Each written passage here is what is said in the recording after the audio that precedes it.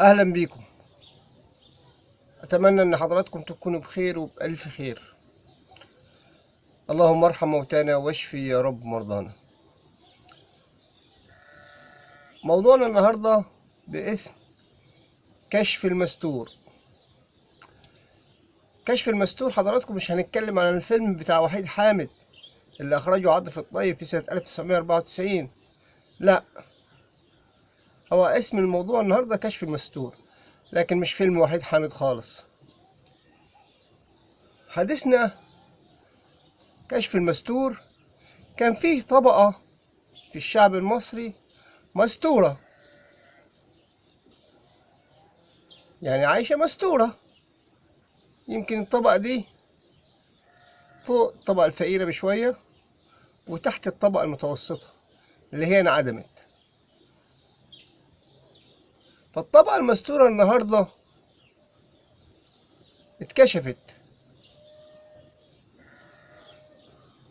زي شرائح كتيرة من الشعب المصري.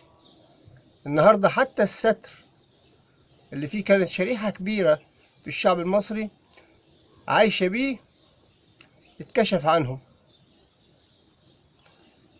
احنا كمصريين وكشعب مصري طبيعي لما بنقول له ربنا يسترك، تقول له دعوة يقول له ربنا يسترك، او يقول لك مثلا يقول لك مستورة والحمد لله.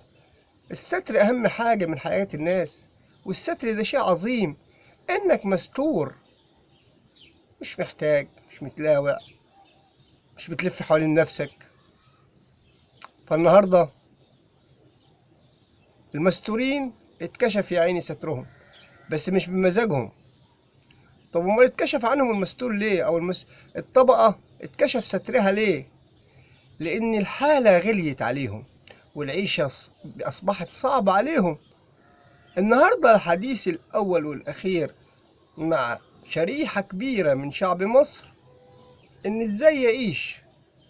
غلاء الأسعار موحش، مش حتى صعب، أكتر من هو صعب. الحاجة أم 10 جنيه اللي اتحولت وبقت 100 جنيه بقت صعبة.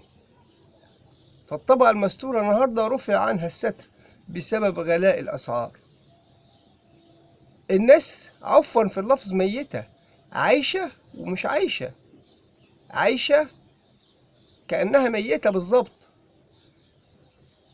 ضيف على كده إن حالة كشف المستور ينم عنها حالة من اليأس والبؤس. تلاقي يا عيني البؤس مخيم على البيوت المصرية. الزوجة بتصحى محتارة، بتضرب أخماس في أسداس، مش عارفة تعمل إيه. طب أقول لحضراتكم حاجة تكسف. وصل الموضوع حضراتكم لموضوع الأكل في البيوت. يعني النهاردة البيوت ما بتقدرش توفر 3 وجبات كاملة بشكل صحي. الناس النهاردة ما بتاكلش وجبات صحية. النهاردة بتتحايل على إنها تعيش وتقضي يومها، وبرضه الألم واليأس والبؤس مخيم على البيت المصري النهاردة. حالة من الكآبة العامة يعيشها. حتى الستر اتكشف. كشف المستور النهاردة يا اخوانا، الشريحة اللي كانت مستورة وما أصبحتش مستورة. الوضع أصعب مما نتخيل. العيشة أصبحت صعبة. النهاردة الأسرة البسيطة محتاجة مبلغ ما يقلش عن 10,000 جنيه. ومين يقدر يتحصل على 10,000 جنيه في الشهر؟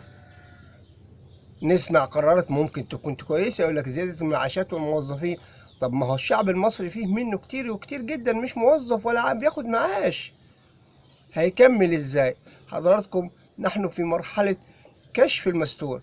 نسأل الله في هذا اليوم أن يرجع الستر للمصريين، وأن يغير الله حالنا للأفضل، وينعم علينا وعليكم ربنا سبحانه وتعالى بنعمة الستر اللي كان ساتر البيوت المصرية. النهاردة الستر أصبح حلم للناس اللي كانت مستورة وأصبحت بتعاني، وأصبحت اتكشف عنها الستر.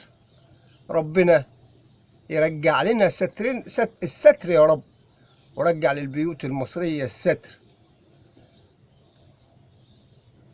وفقنا الله لما فيه الخير. سلام الله عليكم ورحمته.